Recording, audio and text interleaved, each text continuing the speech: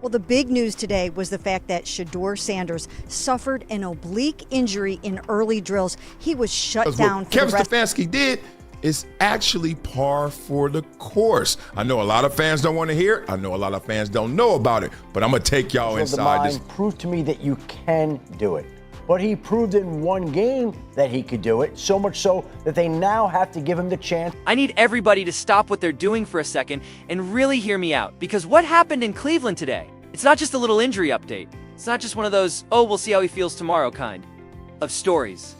No, this feels like one of those moments where years from now, we're going to look back and say, that's when the tide turned. Because today, in the middle of what's already been one of the most bizarre quarterback competitions I've seen in a long time, Shedeur Sanders, the rookie who's been turning heads, winning over fans, and flat out outperforming the guys ahead of him, suddenly comes out of practice with what they're calling an oblique injury. Now let me paint the scene for you. Early drills, nothing out of the ordinary. He's out there warming up, making throws, moving well, and then he's done, shut down. The whispers start, the media. Tweets start flying. And before you know it, the official word from the Browns is oblique injury. Status for Saturday's preseason game? Certain.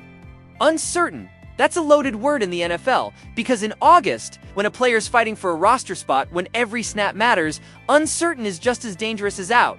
But here's where things start to feel off. All right, I'm launching a giveaway like never before. Think you know which Browns quarterback will start the first official game? Drop your prediction in the comments, hit that like button, and make sure you're subscribed, because 5 lucky winners will score a free game jersey. The more videos you comment on, the better your chances. Now let's continue the video from where we left off. Sources close to Sanders and, people who know exactly what he's dealing with are saying it's not a big deal. Just soreness, something he's had before. He's played through it. He even played through it flawlessly in his last game. So if he can handle it, and he's handled it before, why the sudden shutdown? Why now? That's when the pieces started clicking for me. This isn't just about a muscle. This is about momentum, because Sanders has been building it.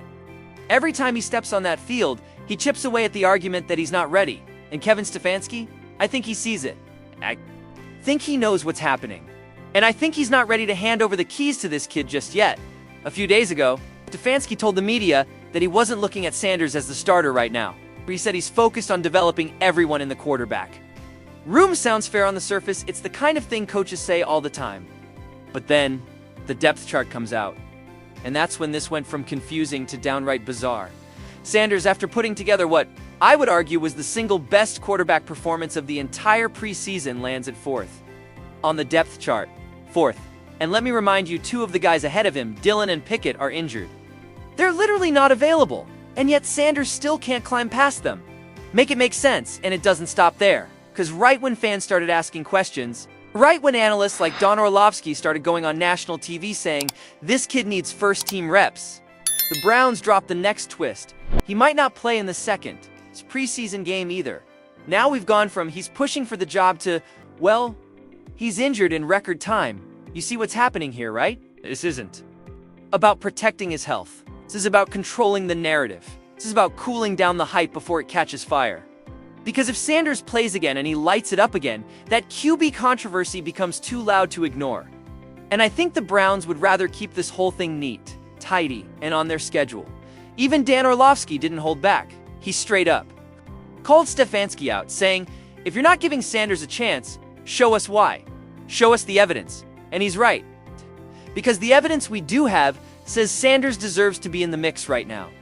His poise, his accuracy, his decision-making, everything we've seen screams that he belongs in the conversation for QB1. And here's what's got me fired up as a coach. Your job isn't just to point out what a player can't do. It's to find out what they can do and put them in a position to succeed. And Sanders, he's shown a whole lot of can. Yet somehow it's like the organization is working overtime to make sure the spotlight doesn't stay on him too long. Tell you what this feels like. It feels like a chess game. Sanders makes a move. The fans respond. The analysts respond. And then the team makes a counter move to stall the momentum. Injury reports, depth chart decisions, public statements that sound good but don't match reality, and that's why. Don't think we're looking at just an injury here. I think we're looking at a calculated decision. I think the Browns are trying to control the narrative before it controls them. So here's the question we're all left with. Is this just Smart strategy from a coach who's playing the long game? Or is this a case of a young quarterback earning something he's not being allowed to have? Because if you ask me, the timing's too perfect. The injury's too convenient. And the way this whole thing has unfolded, it's just too suspicious to chalk up to bad luck. And trust me, this story's not over. I've been saying it from the start. If Shedeur Sanders went out there and played a certain way, then yeah, the path forward would be obvious. And you know what? He's done exactly that. He's earned those first-team reps. He's earned the chance to run with the starters this week. I always put it this way. Prove to me you can't do it. That's all I ask from any player. Go out there and prove you can't handle the job. And so far, Shedeur hasn't come close to proving that. If anything, he's proving the opposite. But here's where things get frustrating. Instead of addressing the obvious, instead of responding to what analysts like Dan Orlovsky are pointing out, Kevin Stefanski drops this little bombshell. Oh, Shedeur's got an injury, he's not going to play in the next game. I'm sitting here thinking, really? Right now? After all this momentum, after all the noise from fans calling for him to get a shot, this is when we hear about an injury. I don't know, man. Maybe I'm cynical, but the timing feels way too convenient, and I'm not the only one thinking that. Fans were fired up to see more of Sanders, to see him build on those flashes of brilliance he's shown already. They wanted to see him push the Browns' quarterback room and force the conversation. Instead, he's back on the sideline, and you can feel the frustration boiling over. Fans are already starting to call for the Browns to just trade him too. Send him somewhere he'll actually get a fair shot. And then comes the kicker. According to Mick Wright, Shedeur himself has reportedly told the team he'd consider leaving if they keep treating him like this. Let that sink in for a second.